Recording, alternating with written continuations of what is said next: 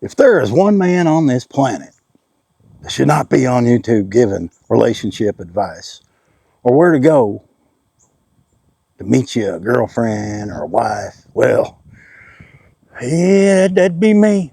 That would be me. Because I live alone with 4 dogs and have been this way for going on 13 years. But it wasn't always like that. See, I've been around the block a time or 3. Get off me, bug. Now I'm on here to pass on my experiences.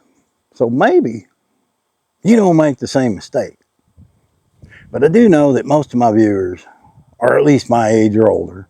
And you're probably done with all that anyway. Some may not be. All right, let's talk about the worst places that I would go to meet a woman. Well, I'm going to start off with the first one, and I'm using my real life experiences, things that have happened to me, to tell you. They're in the past, so I don't mind telling you. Now, at the end of this video, there will be the moral to the story, so don't skip ahead because you won't get the moral of the story if you ain't heard my story. Well, let me see. The first place on the list that you should not go to meet a significant other or to get a date or to find a boyfriend or a girlfriend. And when I say boyfriend, I mean if you're a woman. Not that I would go to find a boyfriend because I don't play in that ballpark. Okay, I like women. I like girls. Well, no, that didn't even come out right. I like women. Stop now. Stop the video now, Mike. Work. Have you ever met somebody at work? Let me tell you, that's an experience. And I have done this at least 3 times that comes to mind. And the first one, I had just moved to Ohio. Okay, I took a job. I had experience in marble. So I took a job at a marble company. And I started dating the secretary of the boss who owned the marble company. And I now have a 36-year-old son from that secretary. I think we were together about, hey man, enough with the silly chicken noises. I'm trying to make a movie over here. You understand me? I got my chickens trained. I don't. What was I talking about? Oh yeah. So we were together about 3 years. I think we only worked together about a year. But the problem with that is when you work with somebody that you live with or you're dating, well, you're with them 24 hours a day. You can't call up and say, we got to work late tonight, extra work. I'll be home when I get there, okay? You can't do that and go out and have beer with the boys because they know you're lying because they're there. So that never really works out. You just get on each other's nerves and it's not good. Then I would later, I'd say just before me and her split up, I was working for my first newspaper and they closed the door. And we had already split up, I think, or we were on the way out anyway. And they closed the door of that newspaper in Ohio, so it was a big company. They had newspapers all around the country. So I transferred to a small town in Minnesota. They needed a press operator. And I think I got there just shortly before Thanksgiving. This would have been 1992. Shortly before Thanksgiving, and these smaller papers, you have your press, the pressman, and then you have the mailroom. Mailroom's usually a lot of ladies inserting papers, or they're putting papers into the mail bags, and they're getting the papers in bundles to put on the trucks. Well, she was a supervisor of this department. Well, we didn't really start talking or anything, and then we had a Christmas party, company Christmas party. Oh gosh, that's a whole nother video, our company Christmas parties, I'm going to tell you. So, you know, everybody's having a few drinks, and next thing you know, me and her's dancing, and then the next thing you know, me and her's dating. Yep, found me another mate, workmate. Yeah. Well, we didn't exactly move in together. I had my own house. My buddy Steve, who worked for me, he worked at the paper I worked at in Ohio. I got him a job in Minnesota as well. She did not like him, but we were sharing a house. Me and him were roommates. She had her own house. Eventually, after about a year and a half, I think I moved in with her. We decided we're going to take a vacation to Las Vegas. So we go to Vegas. Man, we won a bunch of money too. That was the first gambling experience she had. You know, Minnesota had casinos too.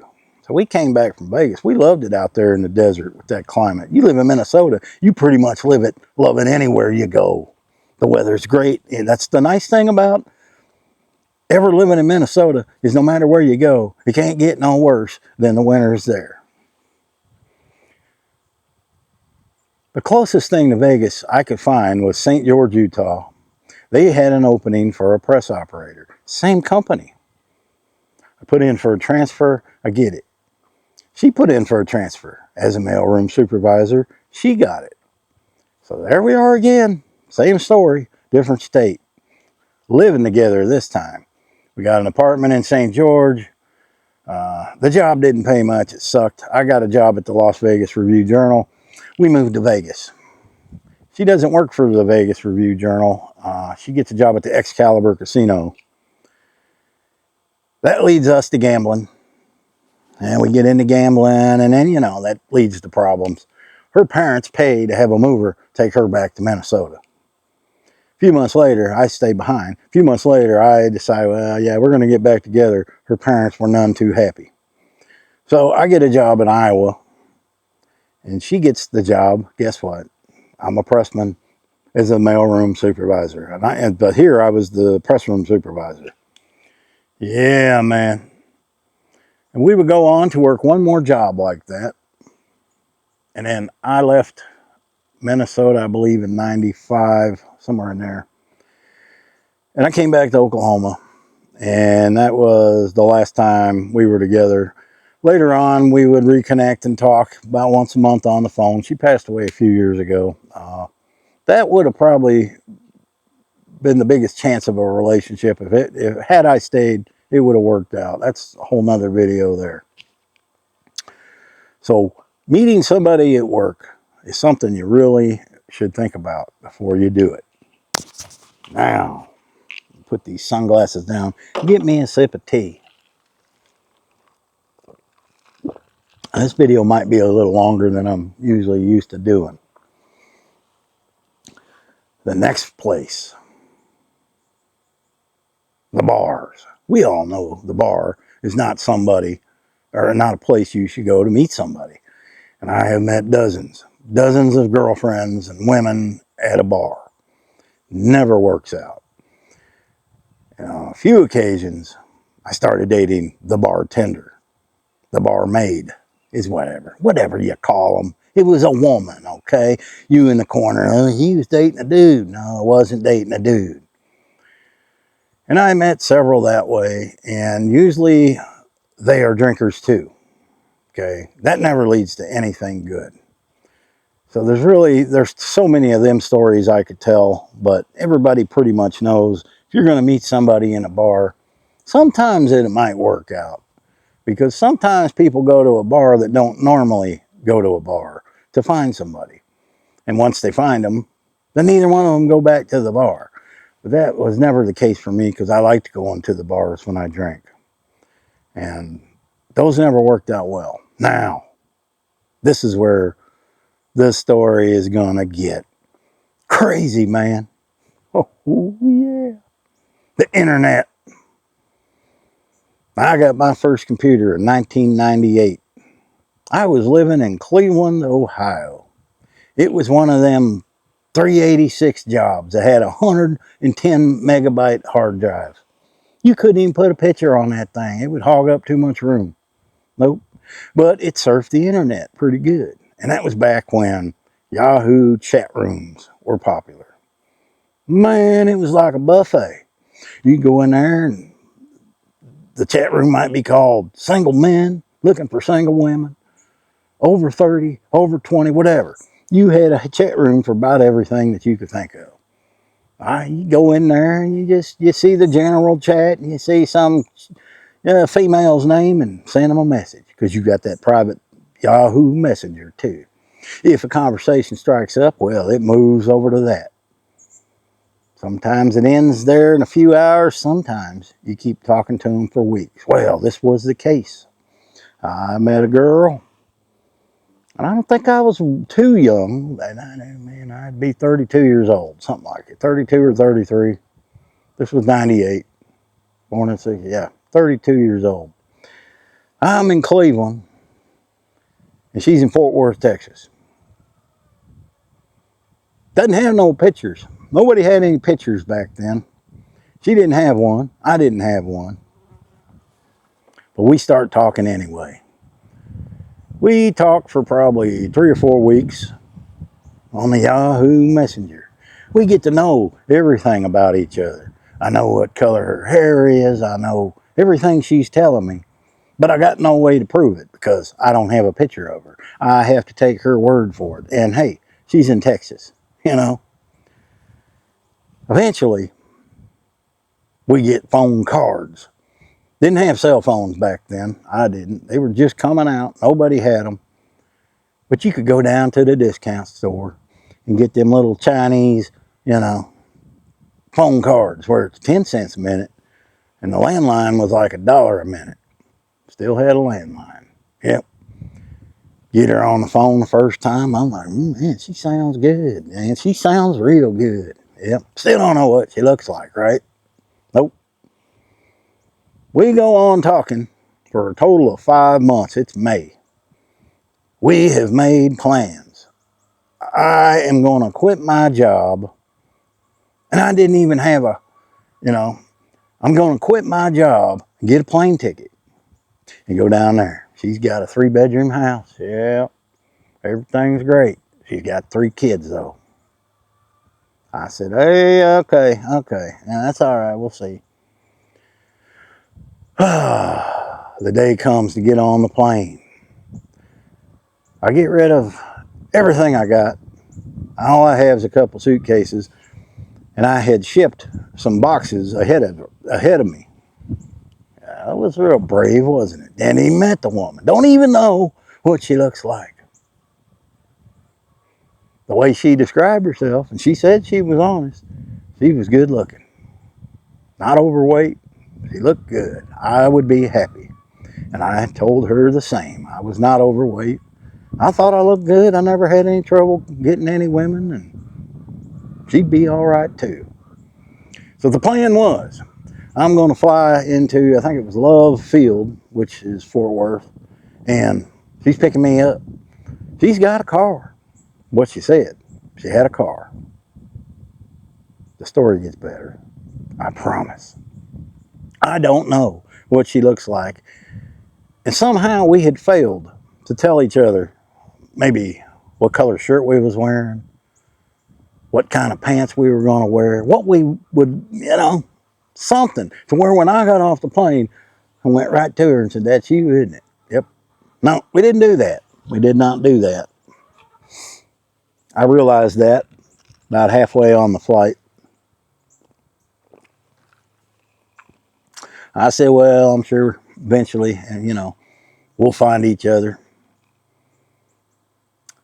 I get off, the plane lands. I start walking down the gate, get off the plane, start walking down that long gate. And let me tell you, it was the longest gate in the entire world. Walking down that gate, not knowing what's at the other end. Is she going to be hideous? Is she going to be smoking hot? And I'm probably not in her ballpark. I don't know. 10 million things are running through my mind. But I got no choice. I can't turn around and get back on the plane. It don't work that way. And this is pre 9/11, so you could meet your passengers right up there at the gate. Remember them days? Them were great. You could go right up there. Grandma was leaving. You can go right up, give her a hug. She gets on the plane. You can't do that no more. Everything was going through my mind. And I get towards the end of the gate and I see their people, you know, everybody's people's out there waiting for them. And everybody knows what everybody looks like, but I don't know who I'm looking for. And I see, you know, I'm kind of lagging behind. I see everybody going to their people and hugging on them. And I see this woman standing there by herself. And my heart just goes, this woman looks like Raggedy Ann on crack and steroids. She was a begging. She was a mighty begging and had a permanent. That's why I say she looked like Raggedy Ann, man. I'm like, oh, hell no. But you know what? I didn't tell her what I was wearing. How's she going to know it's me? I scooched past her, turned my head away from her, and scooched right past her. I'm like, all right, I got to keep on going. I got to keep on going because if that's her, ain't happening because I got to go home with that woman. And I got to figure a way out of this. I'm better off just scooting by and figuring it out. I turn around and I look to see if she's still standing there. And she's hugging on a dude. He looked like Raggedy Andy. They were a fit. They were a match. But I don't see any single woman standing around anywhere looking for a man. She doesn't know what it looks like. I sit down in the gate. That was the one thing we did talk about. If she was going to be late for any reason, that I would just sit down at that gate and wait. And I did. And I'm looking around. I'm probably sitting there 10 minutes. And I hear, Mike. And I knew the voice. And I'm like, oh shit. And I got to turn around and look. And there she was. And let me tell you, she was gorgeous. I was happy. She was nice looking. For once, something on the internet went right. Because I took a hell of a chance. So who does that? You wouldn't certainly, wouldn't do that today. You'd have to know everything. But I did. So it's looking like, well, this is going to be happily ever after, right? So we get to her house. 2 weeks go by. Okay, I meet her kids. Her kids are great, man. They actually liked me. I think they were 8, 10, and 12. But they liked me. That's a rarity, Well, about 2 weeks after being there, and I already had a job lined up at the Fort Worth Star-Telegram, because that's one nice thing about what I did. You could always get a job no matter where you went. I wasn't worried about it. So just before, and I had to wait a while before I could start. And just before I'm getting ready to start on my first day at work, she says, well, you got to move out. I'm like, why? She was on government assistance. And they were going to come inspect the house, and she had to paint and fix windows and all this so they can inspect the kids' bedrooms. And she was in a custody battle with her ex-husband. Don't even know if they were divorced yet. And I got to leave. So I go to the boss at the Star-Telegram. I told him the deal. And he puts me up in a Motel 6 for 2 weeks. That was all it took till I got my first paycheck. And she didn't want nothing to do with me after that. So I didn't even drink the whole time I was there. Didn't even drink. So it was something that had to do with that. Then I ended up meeting some woman that worked at the bar there. And then I moved in with her for several months. And oh my God.